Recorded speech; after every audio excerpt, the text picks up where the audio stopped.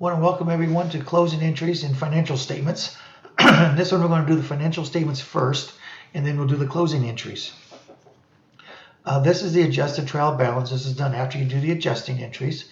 And I want to move it up a little bit, and then I'm going to do a view and a split screen, because this way I won't have to move back and forth. Okay, the first thing we want to do is the income statement. Now the income statement, notice, has the heading, the name of the company, the name of the statement, financial statements, and then it's a time period for year ended. Now this is made up of revenues and expenses. So that's what we want to put on here, is the revenues will be first. And we'll just simply go through and we look at the first revenue, and it's $285,770. And then $1,800. And then we'll add these up, plus the $1,800. That gives you $285,570.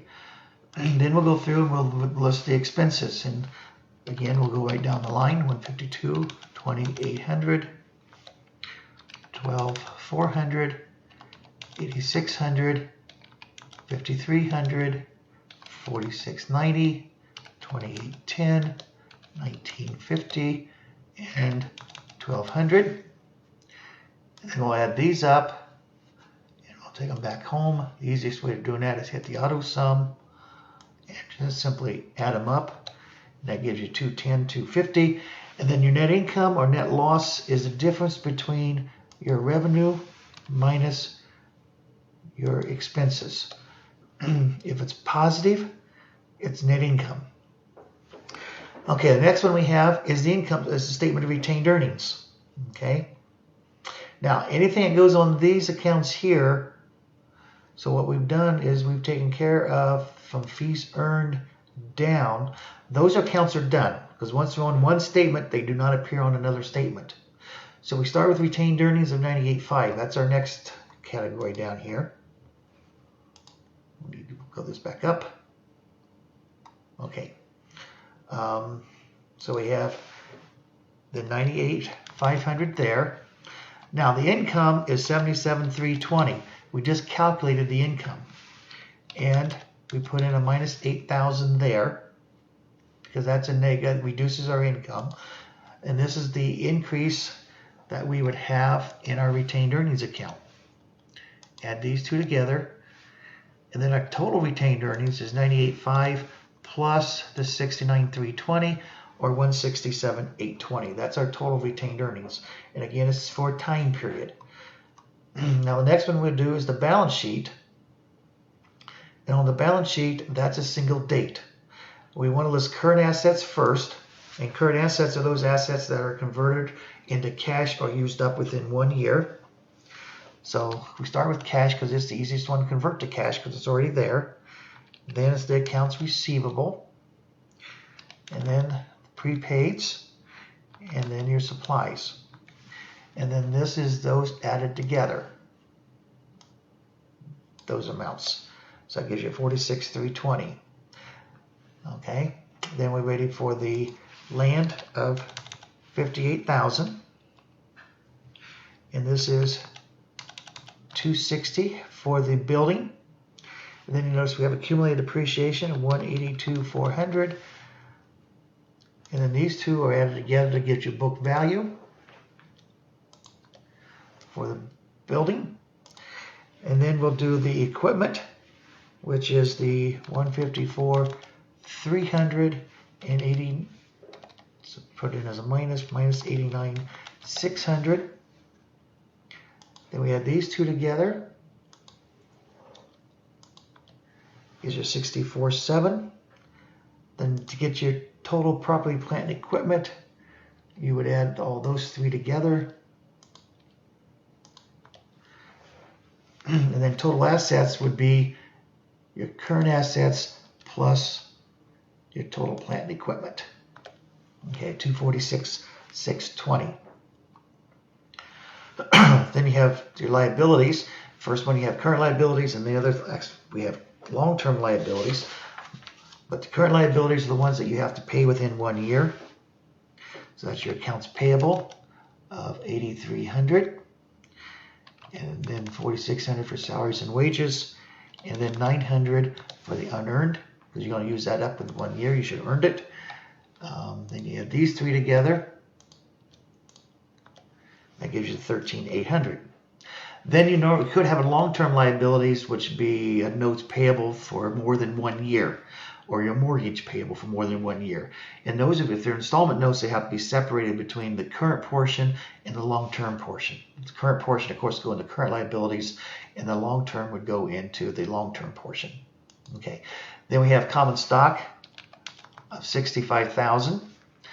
Now, retained earnings is not the 65,000. Are they whatever it was? Let's see. Retained earnings. That's not the 98.5. It's what we calculated up above here, which would be 167,820. Okay, so that's why we'll go here. 167,820, and then your total equity is these two added together, or 232,820, and then we add that to our total liabilities, and that should equal our total assets, which it does. That's why it's called a balance sheet. Total assets have to equal total liabilities plus stockholders' equity. Then after that, we start doing the closing entries. Now the closing entries is closing out the revenue accounts and the expense accounts. Okay, so we had the revenue accounts was 285,770 and 1,800 for a total of 287,570. Add those two together. Then we do the expenses, which we go down to 152,500, 20,800, 12,400, 8,600, 5,300, 4,690, and 2,810.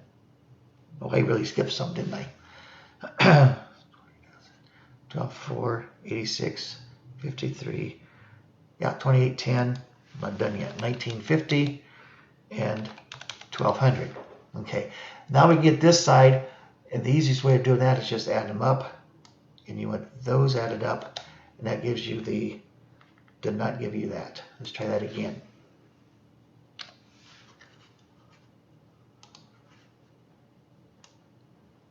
Okay, let's start down here. 280. Okay. Try this again. It's not working today for me.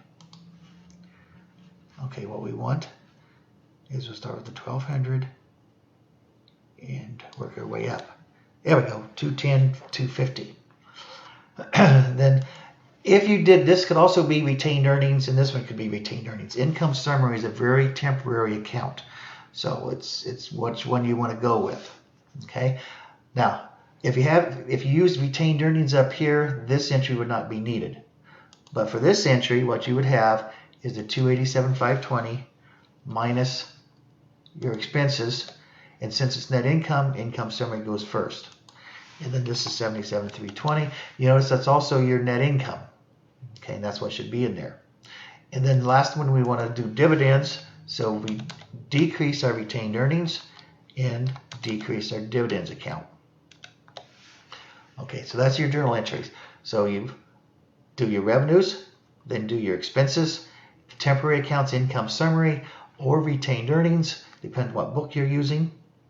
And if you do the book with retained earnings, that those first two entries, you do not have this entry here because it's already done. But you do have this entry, retained earnings. You always want to close out the retained earnings account. You want to close out your dividends account, sorry.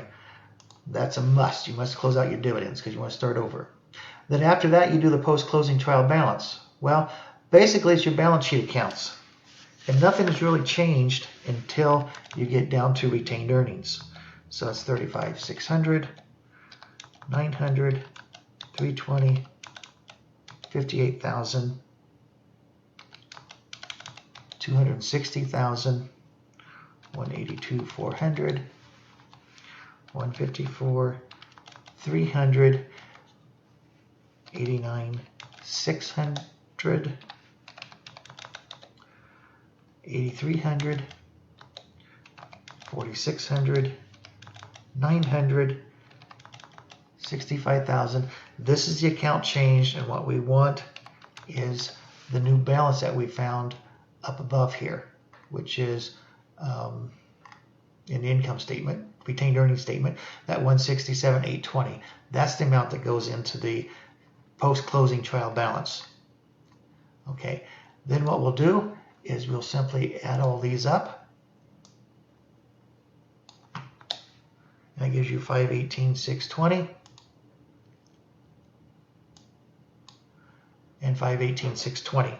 So we're in balance, so everything should be good. Okay, and then we can give you view, get rid of our split, and we're back to normal. And there is our income statement. There's the statement of retained earnings. There is the balance sheet. Now remember, they only go in one account. So this is called a classified balance sheet because we're classifying them into various accounts. And then this is our closing entries right here. Then after you do the closing entries, you always do a post-closing trial balance to make sure things are in balance. And the one that changes is the retained earnings account. Everything else will be the same. So that's the closing entries. I hope that helps. And we'll see you next video.